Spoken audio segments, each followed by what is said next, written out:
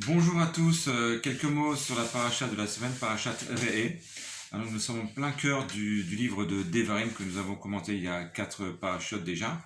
Et donc pour faire un petit rappel, donc, nous savons que le Sefer Devarim est entièrement différent des autres Sepharim, puisque c'est Moshe Rabbeinu qui a écrit le Sefer Devarim, par Ruach HaKodesh bien sûr, par le souffle divin.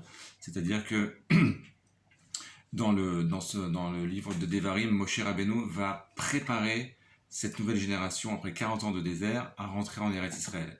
Et on voit d'ailleurs que dans tout le Sefer Devarim, eh bien, à aucun moment il n'est noté, il n'est dit « Vaïdaber Hashem el Moshe les morts ».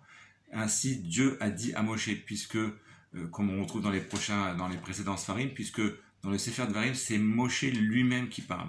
Et donc Moshe Rabbeinu, ce grand chef spirituel, va préparer le peuple d'Israël à rentrer en Israël. C'est pourquoi il va rappeler la majorité de toutes les mitzvot qui ont déjà été dites et va en rajouter certaines qui ont trait justement à Eretz Israël. Donc, et ce que l'on peut noter, c'est que jusqu'à présent, eh bien, il y a une évolution dans le message que Moshe Rabbeinu veut faire passer au Béné Israël. En effet, dans la première paracha que nous avons lue il y a 3 semaines, paracha Devarim, eh bien, Moshe Rabbeinu parle donc des remontrances que les Béné Israël, par rapport à ce que les Béné Israël ont vécu dans le désert, à savoir toutes les crises, toutes les différentes étapes où les Béné Israël ont irrité Akadosh Baruch Hu. Dans la paracha suivante, dans Vaetranan, eh bien, Moshe Rabbeinu va relater Matan Torah, le grand événement où Akadosh Baruch Hu est descendu sur le mont Sinaï et s'est dévoilé et a donné donc la Torah.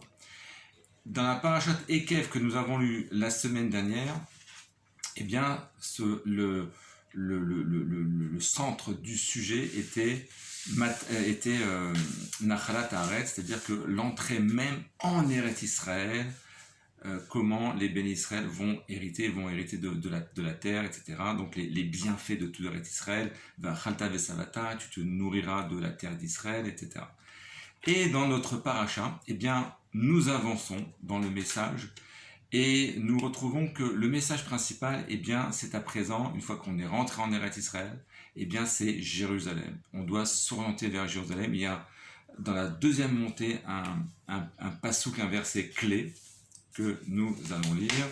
Et comme il est dit, Vaya makom asher yifrar Hashem, et voici l'endroit que Dieu aura choisi. Hashem lokechem, leshbo leshaken shemosham, shama taviu et kol asher anochi metzavetchem, lotechem vezivrechem, etc. Et l'endroit que Akadosh Baruch Hu aura choisi pour résider là-bas, eh bien, tu apporteras les différents sacrifices, etc., etc. Et Rashi nous explique que l'endroit que Dieu aura choisi, eh bien, c'est Jérusalem. Donc on voit qu'il y a une progression dans le message que veut adresser Moshe Rabbeinu au Béné Israël, à savoir qu'il y a donc eu tout ce passé que les Béné Israël ont vécu dans les désert, et aujourd'hui donc on avance en Eretz Israël, mais ça ne suffit pas de rentrer en Eretz Israël, on doit toujours être en requête vers la recherche de la spiritualité. Et une fois qu'on est en Eretz Israël, eh bien, se diriger encore vers la spiritualité, c'est arriver à Jérusalem, ce que Akadosh Baruch Hu souhaite. Et alors, d'où vient le mot Jérusalem? Dans le Tanakh, il n'est pas écrit Yerushalem, il est écrit Yerushalem. Eh bien, les Khamim nous disent que ça vient, c'est une combinaison de 2 mots. Le premier, c'est Avraham Avinu qui a appelé Jérusalem Hashem Yireh.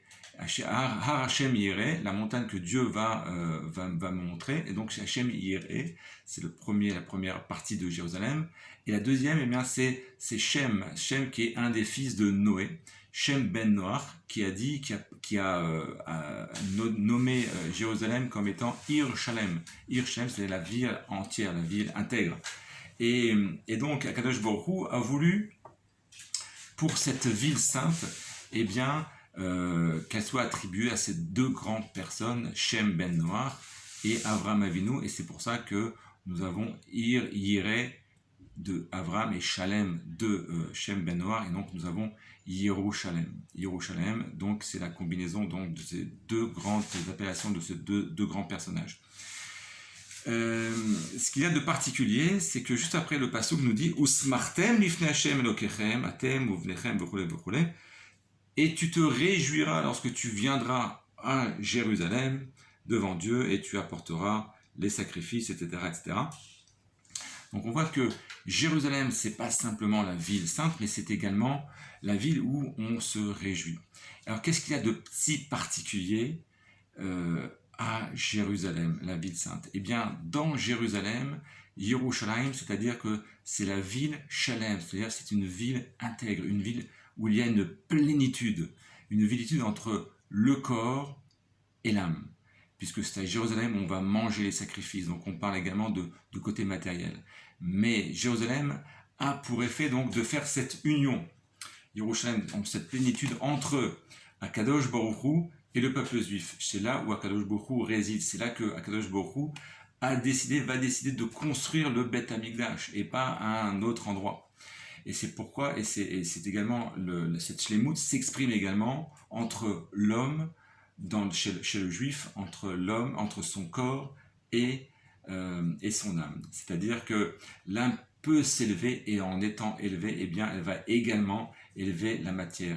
Le corps de la matière de l'homme elle-même va s'élever grâce à l'élévation que procure Jérusalem. Donc Jérusalem, en fait, c'est l'unification. L'unification, cette plénitude que le juif retrouve et qui exprime également donc cette unification que l'on a entre Akadosh Baruch Hu et le peuple d'Israël à Jérusalem. Voilà, à très bientôt. Shabbat Shalom à tous.